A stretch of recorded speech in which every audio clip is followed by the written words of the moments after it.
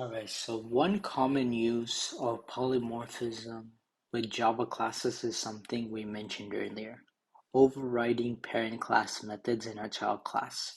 Like the plus operator, we can give a single method slightly different meanings for different classes. This is useful when we want our child class method to have the same name as the parent class but behave a bit differently in some way. So let's say we have a bank account class that allows us to print the current balance.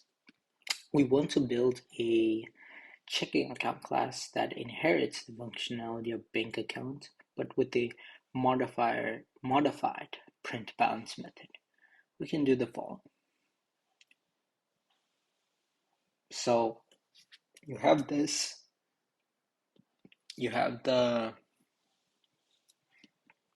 class bank account right here.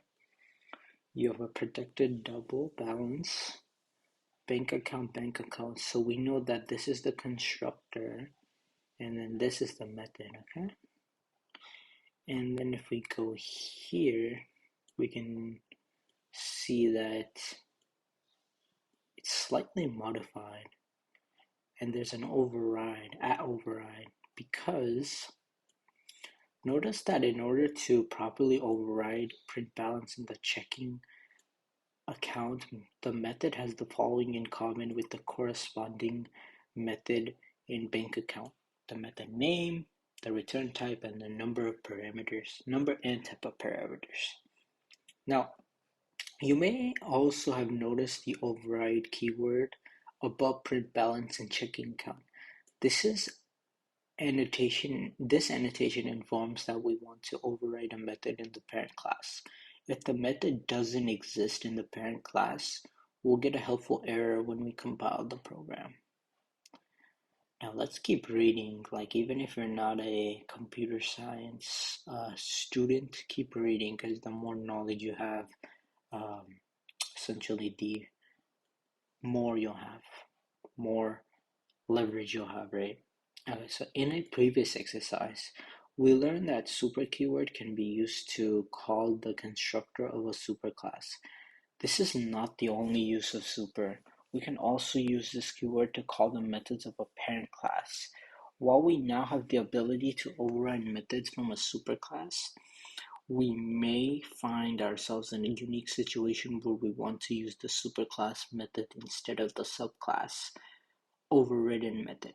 So if that's the case, we can call the parent class method by prepending super followed by the dot operator and to the method call. Note that this only works if we pass the proper method parameters. Let's see this in action by adding a check balances method in checking accounts that calls both versions of this. So here's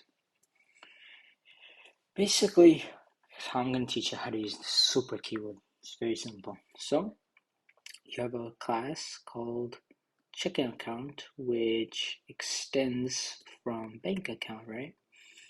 You have the constructor here, no worries. You're overriding the method print balance, okay? But look at this, okay? You have a super keyword. This is referencing the super instance variable.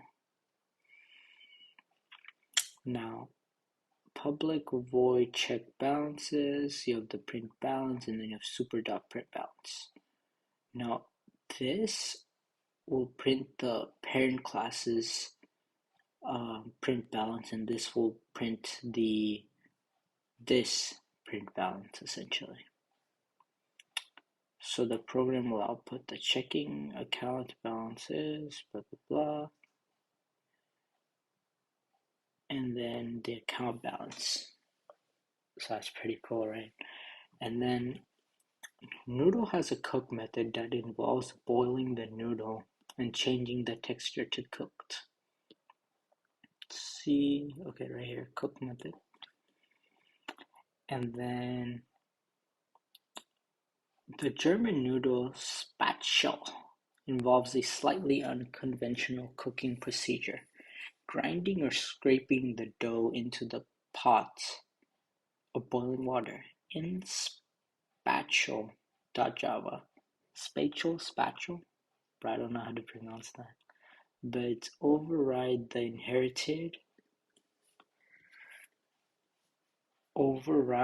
inherited cook method, copy the original method body, but before boiling gets printed, add a new print line, grinding or scraping dough. Don't forget to add the override keyword. Okay, so basically what it's saying is just copy paste this. Okay, we'll simply copy paste this here. I don't know why there's spaces between every single word.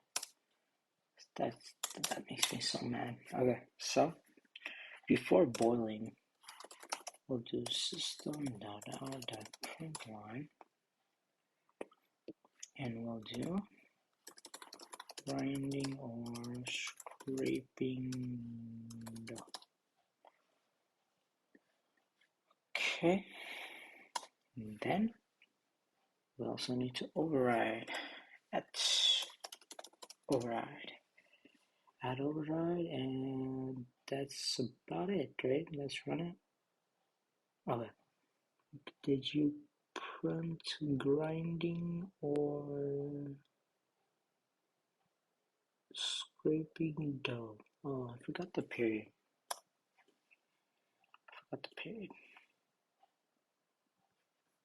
There we go. And that is going to end that video of method overriding. So this is how you override methods. Very simple. Just need a little bit of elbow grease and you can do it. So if you did enjoy this video, please subscribe, like, and I'll see you guys in the next one. Have a great day.